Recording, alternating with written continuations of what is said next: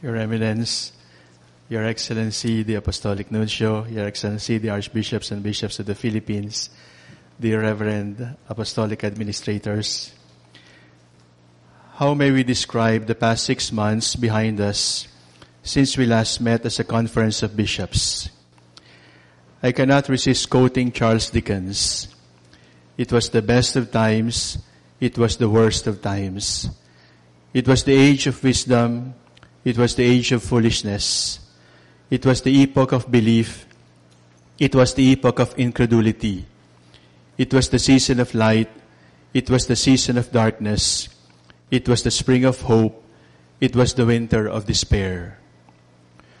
We were visited by the strongest typhoon in the world 2 months ago, but the Lord has blessed the church in Mindanao with its first Cardinal Ulrich Quevedo, OMI.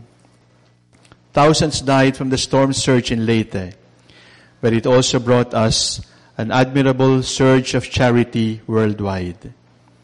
The best of times, the worst of times, blessed be the name of the Lord. As you leave this blessed John the 23rd hall on your left side, we have put up a small chapel for the adoration of the Blessed Sacrament for the whole duration of the Plenary Assembly of the Bishops of the Philippines. Religious sisters and seminarians, lay devotees and fellow disciples will kneel before the Lord in silence, praying for us bishops. They are praying for us, their pastors. The flock is praying for their shepherds. The lambs and sheep are praying for us, their pastors. This is the church of the new evangelization.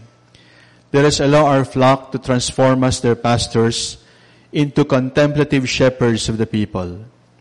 Indeed, it is only when we bishops become contemplatives, like the beloved disciple resting on the chest of Jesus, that we can truly serve and teach the flock in full freedom.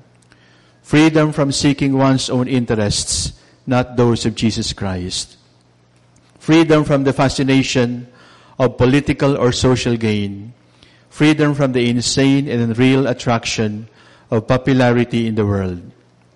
To be contemplative bishops is to become truthfully honest, cheerfully loving, and passionately zealous teachers of the flock, bishops serving the Lord in total freedom, detached from vainglory. It is from this contemplative starting point that we can look at the recent happenings in our country.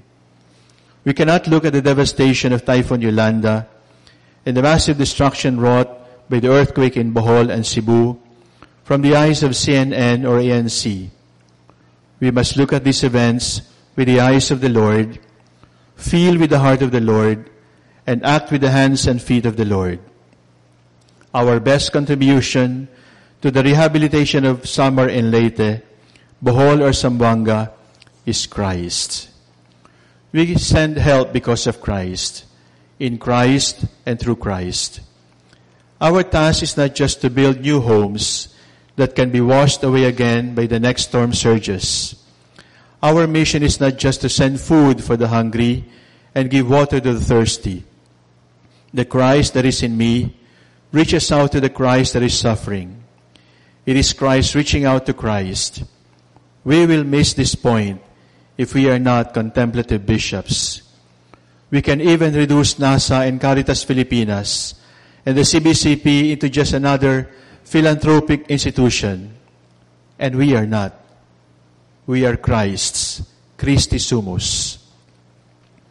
As we have launched the year of the laity in preparation for the 500th anniversary of the first Mass and Baptism in the Philippines, let us heed the caution of Pope Francis that in planning church programs and projects, we resist the temptation of talking of what needs to be done like spiritual masters and pastoral experts who give instructions from on high.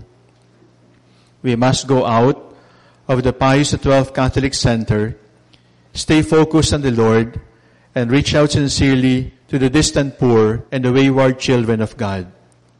We cannot allow the year of the laity to create more circles of elite and closed-in lay groups, sometimes called mandated organizations. We need to reach out to those who are angry at us bishops, those we have disillusioned, and those we have misled or confused by our excessive, misplaced prudence, or even unbecoming lifestyle. The Year of the Laity is not only for the supportive and loyal laity, but for the critical and distant ones. More importantly, those who disagreed with us on the RH law. Those who hurl accusations at us fairly or unfairly. They are children of God too, our brothers and sisters, members of our flock also. We can do this if we are soaked in prayer as contemplative shepherds of the people, freed from fear and rejection, carrying the mark of Christ, scourged, crucified, yet risen. But how are we to discern that our movement towards contemplation is not an escape from pastoral realities? The fruit of prayer is always greater charity for the poor. If prayer does not increase the love, it must be only a soliloquy. If contemplation does not lead to action for justice and charity, it might have really become the shabu of the bishops, an addictive flight from reality. It is the encounter with Jesus in prayer that must guide our response to the poor. The poor are not just curious ciphers on a statistical report. The poor are not just the unlettered, the unwashed, the uninitiated, the uneducated, the unhealthy, the naked, the exploited, the trafficked, and the infirm, gazing into our eyes for human recognition. They are those about whom Jesus said, "Whatever you have done or not done to one of these, the least of my brothers and sisters, that you have done or not done to me." Jesus makes himself one with the poor. From his cross, Jesus gazes into our eyes and touches our hearts with love. It is his love which calls forth our response in love as bishops of the flock.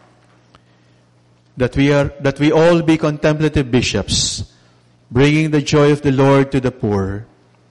May we be those bishops, only those bishops, always those bishops. Brothers, let us move on.